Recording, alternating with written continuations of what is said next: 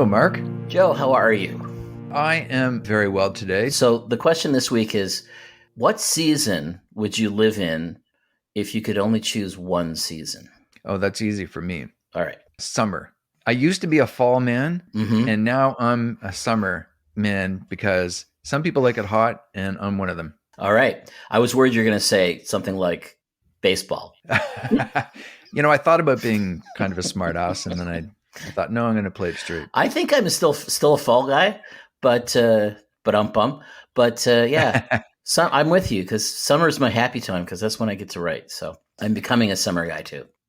Now, okay, our guests, we have guests today. Perhaps we can pose the same question to them. So welcome to the show, guys. Paula Johanson. And I want to make sure that I pronounce your name correctly. Is it Celu? Mm-hmm. Yeah. Celu Amberstone. Celu Amberstone. Thank you for joining us today. Thank you. And do you have a favorite season or a season that you would like to, if you had to live in only one? I would probably say autumn as well because of, the warm but not too warm days and, the cool nights and the beautiful colors. Now, do you get the same autumn out on the West Coast that we do here in Ontario? It's not as bright as back east. A lot of our trees, just the deciduous ones, just turn gold instead of all the reds. But in town, at least, there's lots of trees that are imports from elsewhere. So we get red maples and, different things like that. But it's definitely not as colorful as back east, for sure. But then you don't get drifts of snow after that. So. No. The West Coast forests are green in the winter, because all the moss on the trees is green. It's not like, late fall or winter back east where everything is browns and grays. Out here, the evergreen cedars and pines and stuff are green, but the trunks of all the trees are green as well from all the moss that's growing on them. Yeah. Now you have those amazing rainforests out there too, which are beautiful. Yeah, whereas out here we just have snow forests. Yeah. And Paula, we don't leave you out. What do you have an answer to this question? Yes, I'd have to say I'm definitely more of an autumn person, and I'm living in the right location for it. Here on the south end of Vancouver Island, it's almost a perpetual autumn weather. The weather that you have in any months of the year could be almost any month of the year, except for August, which is usually a little warmer and drier. But there have been a lot of fogusts, as we call them here, where there's fog every day and it's chilly. And there's been a lot of warm winters where you have a January instead of a January. So, Did you have a reason for asking that question, Mark? No, I'm just asking things I don't know about you that, I figure I should know. Or is this like some kind of a attempt to turn this into a meteorological podcast? No, I apologize. These are fair questions to ask of Celu and I in particular. We've both lived in the natural world a lot. Celu lived in a teepee. Really? I read that about you. Yeah. Yes. When did you do that? When my kids were younger, I was in my late 20s, early 30s. I lived for about 2.5, 3 years in a teepee. Wow. Holy cow. And where was that? Was that It was in the desert. Manitoba? No, it was in the okay. desert. And we were about 30 miles, I guess, from town. Had to haul water from a cattle tank, maybe about 15, 20-minute truck ride. We'd go fill up big barrels from the cattle tank every few days. Wow. Which desert was it? Well, I was down in the States at that time, in Arizona, in the plateau land between the White Mountains and the Mogollon Rim. We were about 6,000 feet above sea level there. It was mostly bunchgrass and juniper trees in the flat areas. Probably at this point, we should actually, what we normally do on this podcast is we have the guests introduce themselves because we want you to do so as you see yourselves as opposed to how we might interpret you. And probably at this juncture, it would make sense to have you do that. Tell us who you are. You go first, Celu. Who am I? I'm a mixed race woman. I am 75 years old. I have 5 children, grown children, and about 9 grandchildren. I lived in lots of different areas of Canada and the US. I was living in the Northwest Territories for a number of years, sometimes in town, sometimes on a trap line. I've lived on the West Coast here for, I guess, close to 30 years now. You have some academic training, don't you? Yeah, I've got a couple of degrees as well. I have a bachelor's in social anthropology and a master's in health education. So when I was in the north and in town, like Yellowknife or Fort Smith, I was working for the Dene Nation and the government doing health materials for Indigenous people in the communities. But you were a writer as well. Yeah, I got into writing when I was in the north as well, because when I went up there to live, I was working for a doctor, and she sent me back to business school to learn to do typing and different things better. I'm legally blind, so I had trouble in the class of reading the textbook and typing at the same time. So I told my instructor about these dreams I kept having about different stories. She gave me a dictaphone and she said, go home and write it, talk into the machine, and then when you come to class, you can type them instead of using the dry old textbooks. So that's what I started doing, and that's what I got into writing my first book. When I started, it took me 6 weeks to write the first draft of my renewal books, which are now out of print. And by the time that the term ended, other people in the class were also typing my stories as well.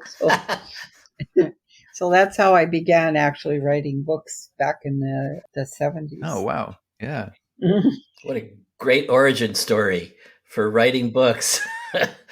Took me about 10 years after that to get them published, but of course, yeah. Oh, yeah. Yeah. That's how it goes. And Paula, how about you? Well, I'm a writer as well. I born of settler people living here in Victoria. I've spent time in Alberta as well, living with my husband on his parents' farm north of Edmonton. We lived 15 years in a little farmhouse built in 1908. So when I say that we could definitely all stand to have a 1920 living standard at home, provided that there was a real school down the road and a real library and a real hospital, I do mean it. Yeah, I've been writing all along at breakneck pace and reading everything I can get my hands on. When I finished my bachelor degree in writing and French, I got a teaching certificate, which I've only used for a few months, really, except for teaching writing workshops with people. And that's been working really well. My fiction has sold, but I got introduced by a member of SF Canada to an educational publisher, and they and another publisher have brought out 42 of my short nonfiction books for school libraries. Incredible. Wow. Yeah. It's a big number, but each of them is very short, and they have detailed bibliographies at the back so that you read this brief introduction and feel smart. And you feel like you actually understand a part of whatever this topic is. And then you look at the back of the book and say, well, I'm so smart, I could look up this other book. That would be complicated, but I know how to start at it. And that makes me feel like I'm really, enabling. Takes a lot of research to do her books. It does. I wrote about AIDS and HIV at a grade 4 reading level. That would have been challenging. Protease inhibitors and all. But you can get there. You can get there describing protease inhibitors in words and sentences that make sense to somebody who reads at a grade 4 level. That's a real talent, though. Not many people can do that. Yeah. Even good science journalists don't necessarily do that very well sometimes. They're often the worst. I wasn't going to say that, but yeah, sometimes they don't break it down really as much as it could be broken down for people. Stephen Jay Gould is a rare bird in the world, and he can write in a way that his joy shows, like the joy that Carl Sagan felt about science. It's just wonderful to see how delighted those people were in science, and they wrote about it in a way that once again made you feel smart because you understood the part that he was talking about, and you knew there were numbers and math and science that would take a lot of studying to learn, but this part, I understood this part. Yeah. So I am in the presence of 3 educators here. There'll be a test. I was afraid of that. It's always on the test. But so 3 educators, but also creative people, which is another one of the reasons that we're here. As you know, we ask our guests to bring with them a piece of art, any type of art that they're passionate about, that perhaps excites them and informs their work. Have you 2 done your homework? We have. Oh, yeah. I had no doubt. Did you make them agree on one work of art? One thing that inspired both of them? Because that would be cruel. Oh, no. Yeah. And I guess we should point out too that this is the first time we've ever had 2 guests on the show. Yeah. So this is like an historical moment. And I look forward to hearing what you both have brought to the table. Well, I think Celu should go first. Because Sure. Unless you would like to defer to me and have me go first. Well, it's up to you. Well, my art that inspires me for some of my fiction projects has been maps. Maps. That's a first. Okay. Well, I'm a person who writes with a strong focus on dialogue, but also on place. One of my books is called Island Views, and it's set on Salt Spring Island. And when I wrote it, I had one of those little maps that you can get at the local drugstore on Salt Spring. And it's a sketch map of Salt Spring Island with all the roads marked on it and the different bays telling you which one is good for swimming and which one is good to go to look for whales swimming by, and where the mountains are and which ones have parks and trails up to the top. Wow. It's a great little map. I never saw that map. And I used to live there. Before you go on, tell us about Salt Spring Island. I know I got a couple of friends who live there, but I don't know much about it. I know it's on that side of the country, the west side of the country. Rudyard Kipling went to Salt Spring Island when he was on this coast of the continent. Oh, that must have been 140 years ago. Rudyard Kipling believed that Salt Spring Island was surpassed in beauty only by the gardens of the island of Sri Lanka. Holy cow. He felt it was the most beautiful and temperate and accommodating place in the world, and he was not wrong. There may be other beautiful places as well, but that one is sublime. Rudyard Kipling of the Jungle Book fame. Okay. Mm-hmm. Yeah.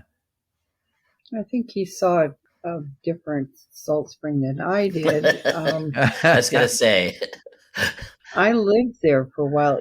I would agree that it's beautiful, but I wouldn't put it in my top 5 or 10. It's an island that's very rural.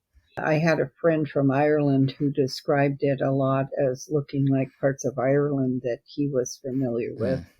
So I see that about, 10,000 people live there? Yeah, I think it's closer to 15 now because there's a lot of rich people that have bought up property there and use it like for summer homes or whatever.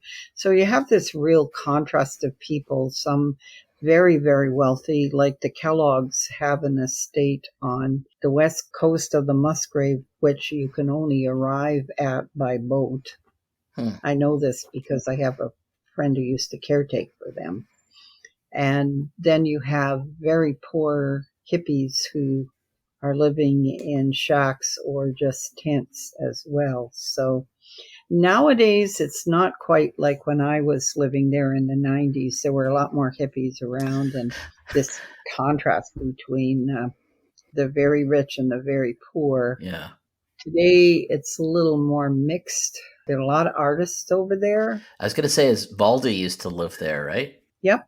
Yeah. Oh, yeah. He used to live right down the lake from me. Yeah. That's why he uses the name Valdi rather than his family name. His family told him that this being a song performer was all well and good, but he wasn't to use the family name.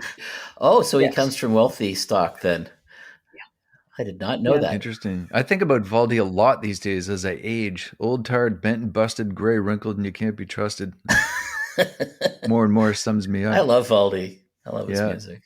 But now, okay, so Salt Spring Island is not the piece of art that you're bringing forward. It's a map of Salt Spring Island? Map of Salt Spring. Yeah. And like all maps, they are not just photographs, not an image that's pretending to be a photograph. A map is trying to tell you how people think about a place. Yeah. If it shows roads, it tells you that people are thinking about roads. If it shows mountains, it tells you that people are thinking about the terrain. Is it a particular map then, like one distinctive map that you have in mind? Well, that map in particular is one that's dear to my heart because it helped me write that short novel, Island Views.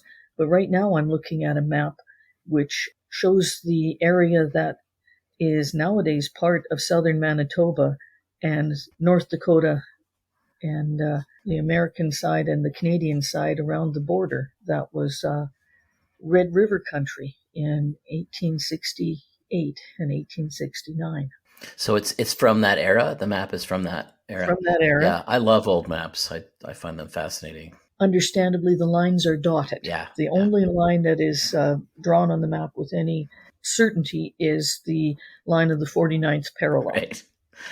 The medicine line across the prairies that had newly been appointed as the line marking out the American territory south of the 49th parallel, and Rupert's Land, the land managed by the Hudson's Bay Company north of it. And while it was known intellectually that the border took a little jog around Lake of the Woods and then came to the western shore of Lake Superior, exactly where it jogged was still being determined. And specifically who lived there was a point of contention because there were discussions about who lived on which side of the border and whose country it was that was being described by that border. And I'm writing a novel set during that contentious time between October of 1869 and January of 1870, when the people who lived in Red River, that runs right across that border, had decided that they wanted to be part of the Dominion of Canada. They wanted to join Ontario and Quebec and were turned down. So they were thinking, oh, well, I guess that's not going to happen. And then Confederation happened, where Ontario and Quebec joined with New Brunswick and Nova Scotia, and they formed the Dominion of Canada, and they arbitrarily decided that they would acquire Rupert's Land from England under their own terms as spare territory, not as a province. And so this is the background of the book that you're writing. This is the background.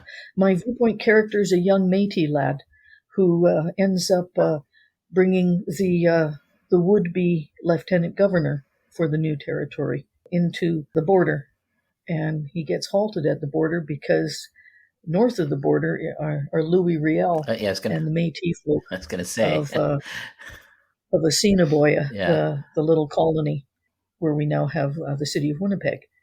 And the provisional government had decided that they would not have a governor, thank you very much. They would have a proper admission into Canada as a proper province. I've always thought that about maps. They're social documents. They can be very beautiful, I find. Some maps, not all. But they're also political documents, aren't they? Yes. And a formal map that is either sold to you or is created for a government always has at least one small lie or error in it.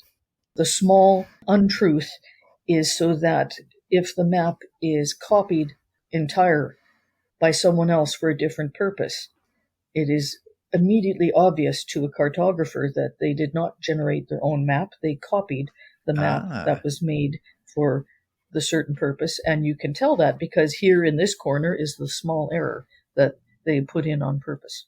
Wow. Oh, I did not. So there's like a built-in copyright by putting a flaw in, right? More like a watermark Right. in a sheet of paper. Right. So this was the practice, but I assume this is no longer the practice. Oh, no, it's still the practice.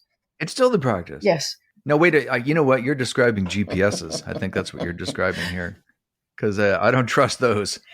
Even when you have proper GPS satellite imagery to go with, it is artificially blurred around military installations. And certain strategic physical locations are also very carefully blurred so that they are slightly less accurate. Wow. So this is a classic re-creative, wide-ranging conversation touching on just about everything. Do you have the map that you're talking about that you're referring to for your book? Can we see that? Yes. Oh, that's great. We'll put it in the show notes. Sure. And email it to all 7 of our listeners, too, if you wouldn't mind. Both of my fans will be delighted to see it. That's great. But you'll see on the map that there is a straight line for the medicine line, the 49th parallel. Yeah. And there is an uneven shape at the top of the map, the north end, where that's clearly Lake Winnipeg or Lake Winnipegosis, and a wiggly line up the middle, that's Red River, and a big amoeba-like blob that extends outward with Red River at its center, but this starfishy shape extends over southern Manitoba and parts of North Dakota, and that is the territory that the Métis people roamed over. Did you mention when this map was drawn? About 1865 it would represent accurately. Do we know who made it? Nope. And there are versions of it that have been redrawn since, trying to point out why Riel and his neighbors felt so confident about asserting their provisional government that was representing people fairly, even if it was an ad hoc one of volunteers rather than an elected one. Okay. And the test that you were referring to at the beginning of the podcast, that's to find the error in this particular map? Okay, so that's the art that you brought to the table. Yeah. Now, what about Celu? For me, as a visually impaired person, music is always a first for me. Okay. When I'm writing, I like to have music in the background because it helps me get into a particular mood, and it helps me feel what my characters are experiencing. So I don't play music that has any lyrics to it that I can understand. I'm exactly the same. Because if I can understand the music's words, I am brought out of what I'm thinking, what my characters are experiencing, because I try to totally experience what I'm writing about. So I totally get into it. It's not an intellectual thing for me. It's a visceral, emotional, and physical experience for me. And my kids have been just great with this because one of my boys put me on the family Spotify account. Yeah. So I have a wealth of music from all over the world that I can make into playlists that I use when I'm writing. So when I was writing the 7th and 8th book in my Tales of the Kashalan series, they were natives of an alien world, but they were similar to indigenous people and tribal peoples on our world. So I was listening to a lot of Viking and even Mongolian throat singing music. Oh, wow. Very evocative. Yeah. So I was, listening to The Who and Wardruna and Saflati and a lot of different people, and I have no idea what they were talking about. But the music inspired this warlike atmosphere for me that I could really get into my characters with. And then I shifted to another series I'm working on, which is the books 2 and 3 of a published novel of mine, The Dreamer's Legacy, which is an Indigenous fantasy. And for those books, I've been listening to a lot of Indigenous music playlists I created with Indigenous artists here in Canada and the US. So some of them are powwow songs, some of them are actually religious songs like peyote music, and a few West Coast songs, though a lot of the West Coast music is not recorded. But for those who are, I'm listening to those. So it's varied kind of a little bit with each book. I also have just created a list that's sort of a mix of Indigenous and Celtic music, which is in Gaelic. And that's the other part of your heritage, yes. isn't it? Mm-hmm. So I'm listening to songs and music. I don't particularly care a lot for classical music. That doesn't interest me. The more wild tribal stuff, that speaks to the people. It tells me about people, because for me, music, tribal music from around the world tells me about the people and their land. And unfortunately, I'm old enough to remember a lot with Indigenous music, because I've lived in so many areas of this country and the US that I know when I hear music from different areas, if I'm listening to the old people sing, I can feel the land coming through their songs. Unfortunately, today, a lot of the powwow music and different songs that are being created is music that has been too influenced by modern music that's coming over the radio or TV. So even the scales of the notes is different now than it used to be. A lot of the older music would sound flat to a modern listener, because the people who were creating it were creating music that had quarter and half tones in it compared to, the do re mi scale that most popular modern music or even classical music is based on. But actually that 8-note scale is, if you read musical theory history, is fairly recent in time. It's not something that can be traced back to, the ancient music that was based on the sounds that people heard from the land. So when I hear West Coast music sung by old singers, I can hear the wind in the cedars. When I listen to the rapid music of the hand drums in the north and the people singing the dine and other people up there, I hear, racing caribou. I hear the dog teams running. When I hear the big drums on the prairie, I hear the buffalo and, the big herd beasts running.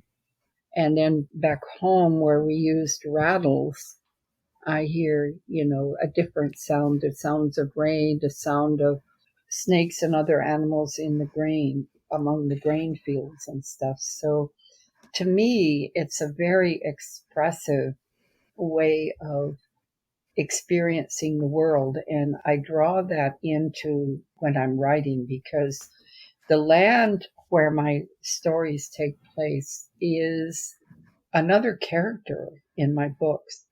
So much like with Paula, how the maps are important to her.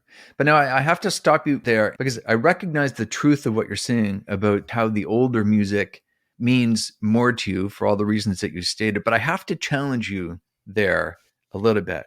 Okay. Because, and I do it in the spirit of fun, it sounded to me a little bit like maybe if you change that to rock and roll, right? And then, the people growing up listening to music prior to rock and roll and then listening to rock and roll and saying, okay, this isn't music anymore. Is there any of that in what you're saying? No, that's not what I'm saying.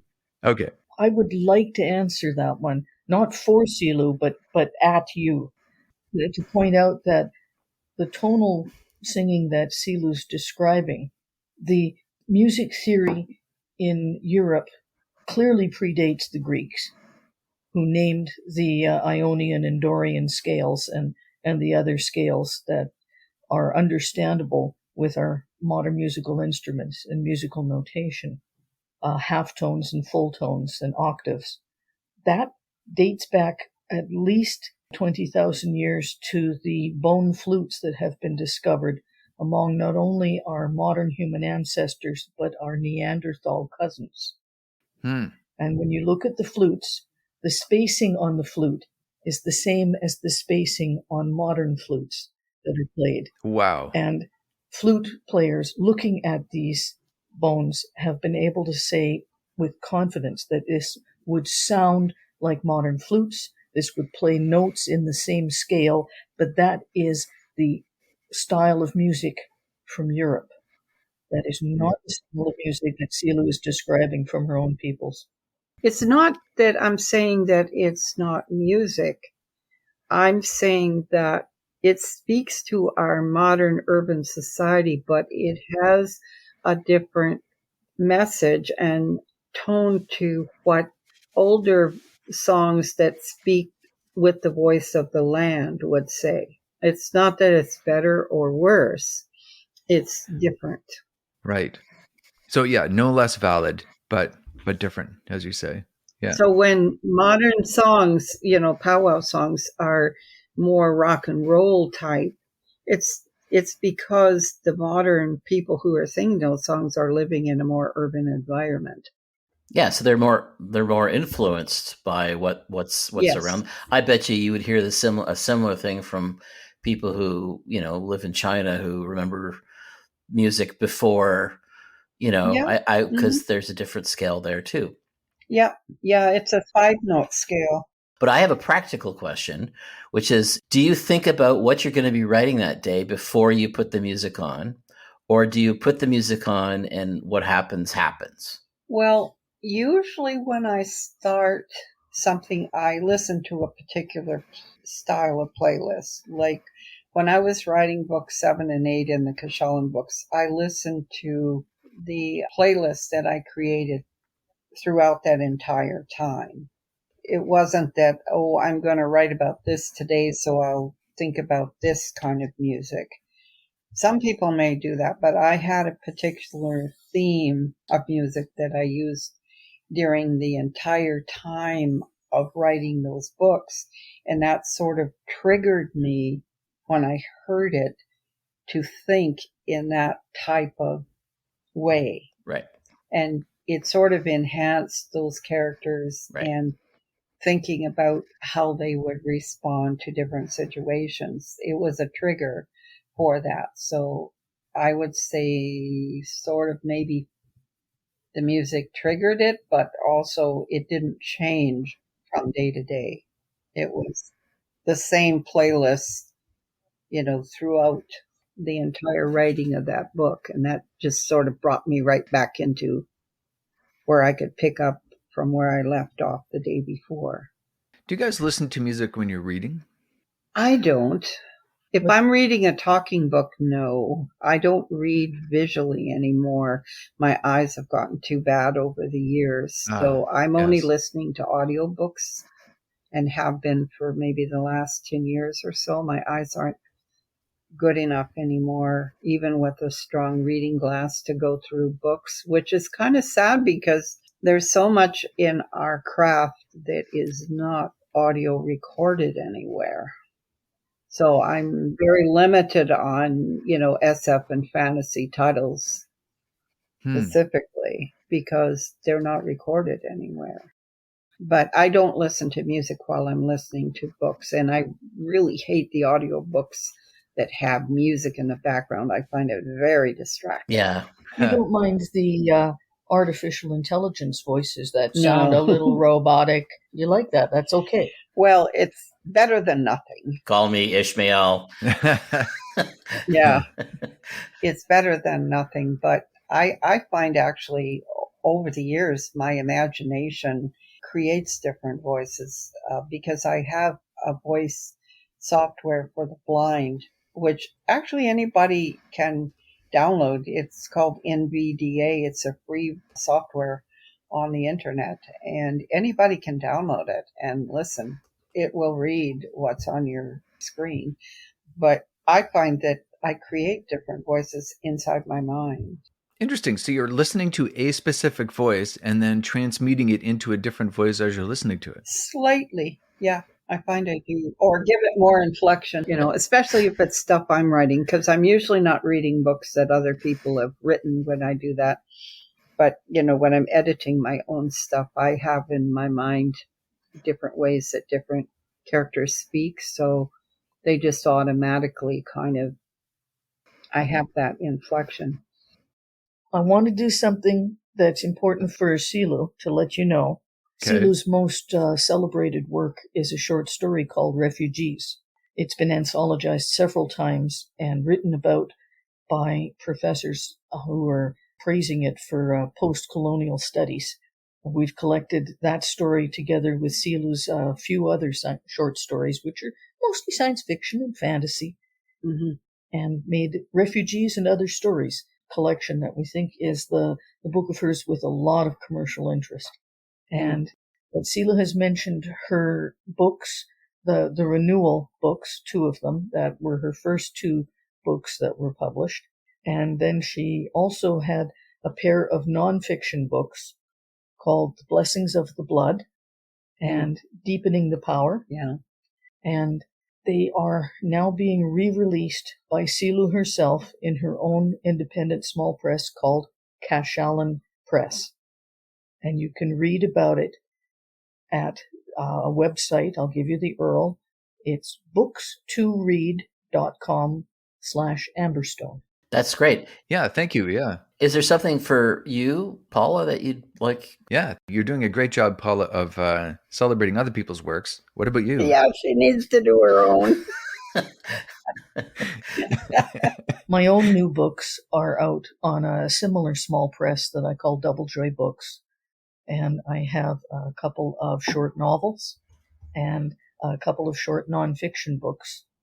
And they are available to be read about at my website, which is books2read.com/PaulaJ. You can ask your library to order a copy, and we really encourage people to do that. We know people can't afford to buy all the books that they want to read, but your library wants to know what people want to read. And you tell them what you would like, they will get an ebook copy or a print copy, and then you can read it. You can have it in your hands. You can tell your friends where it is. Yeah, very true. Yeah, we don't do that enough as authors in Canada, and we should, because we still get some benefit from that too, right? Our friend Cory Doctorow, he's a big promoter not only of his own writing, but of writing in general, and Canadian writing and science fiction writing, as well as the nonfiction that he writes also. And Cory points out that most people first learn about a writer because they borrowed one of his books from a friend or from a library. Mm-hmm. Yep. How are they ever going to know to buy my book if they've never heard of me or my book? That's right. Yeah. Yeah, he paraphrases somebody else who says his problem isn't wealth, his problem is obscurity. Yeah. We have to remember that libraries are our wealth. That when we have a good library, it is wealth not just in a personal sense in my house, but it is wealth for our community, wealth for all kinds of people. It's opportunity. Mm-hmm. Now, any final thoughts before we part ways on the art that you brought forward? I think I pretty well said it all for me. Okay. Yeah, and I have too. We're not working alone in a barren wilderness. We are dwarves standing on the shoulders of giants. We are people standing in a crowd of people, and every now and then each of us gets a boost from all our neighbors who lift us up a little bit higher than the crowd for a few moments, but only a few moments. And then we're boosting someone else the next time. Well, those are excellent words, I think, to finish off with. Mm-hmm. Thank you both very much for being on our podcast today. Thank you. It was lovely to meet you both. Thank you. And perhaps we'll speak again. See you again, guys.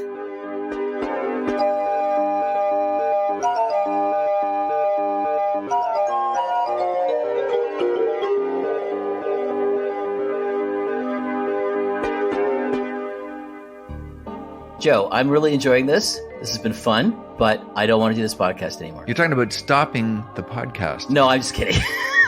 But I do want to take August off. I just had a heart attack, Mark. I was just trying to get that rise out of you. So yeah, I think we should take August off. I think we should end of July and come back after Labor Day. I think that's a terrific idea. Why don't we do a special episode to finish the whole thing off? A very special episode? A very special episode, yes. And we're going to launch your book, right? Yes. We're going to launch my book, Adventures in the Radio Trade, with a special live edition of Re-Creative. That sounds perfect. So we'll do that on the 30th. Sunday the 30th will be a special live edition of Re-Creative, after which we'll take August off. And then we'll be back on... After Labor Day. After Labor Day. I'll take my white pants off at that point. Your white pants. Right? Because you're not supposed to wear white after Labor Day. Do I look like someone who pays any attention to that kind of... Do I look like someone who has white pants?